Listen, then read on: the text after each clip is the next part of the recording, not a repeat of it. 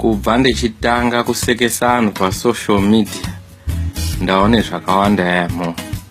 Kune malevel 1 anondoiseka emoji uyo atombosekiba, ndo aya anokandika comment 2 seconds wabva kuposta video ye 5 minutes.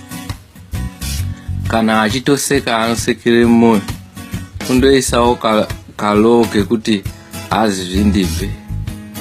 Pozoita malevel 2 ndo aya anoise kaelmao, makikiki, magegege. Anhu anodakare nyambo, unoona kuti papindawo kaeffort kekutaipa. Malevel 2 haaseki zvinoende kure ba, amweni anosekere mudundundu. Kozoite malevel 3 awa ndo vanoisa effort chaiyo inoratidza kuti munhu ari kubvira dakara.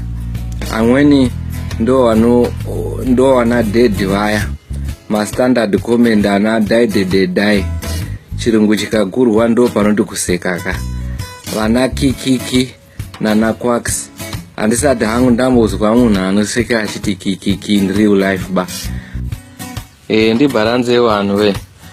Kozoita malevel 4 anhu anenge aseka zvede, anotaura kuti mbabvu dzangu dzapera, emere ndakudaidzika ngani nana someone bury me please.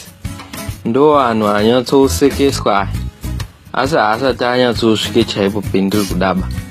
Malevel 5 manje ndo arume ngeakadzi, ana baba naana mhaiyo vanoiseka laughing emoji.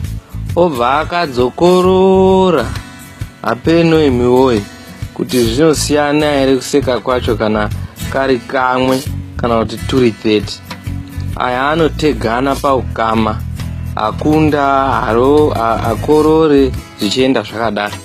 Malevel 6 ndio anotora mazwi emazwese, obva waachinja kuti anobva asekesa munhu akanda akangopisa kacho.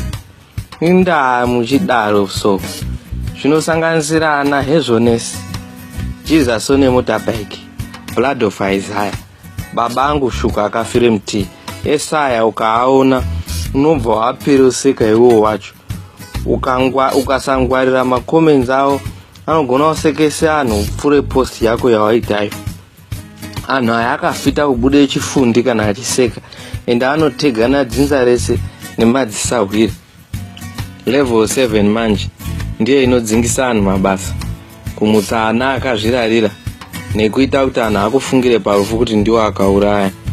Ndo level yekuti kana wati pwati unogona kuzoona wazviitire weti. Anhu anotambire palevel iyi anobvira ochema misodzi ngekuseka, ende anotega dzinza rese, madzisahwira ese kusvika kuna Zuckerberg. Pedzezvo oshi akangopisa. Handikurudzira anhu kuti atambire paonini palevel 7 unless kana une gripe water yekudhila ngemabayo. Level yako ngeipi apa?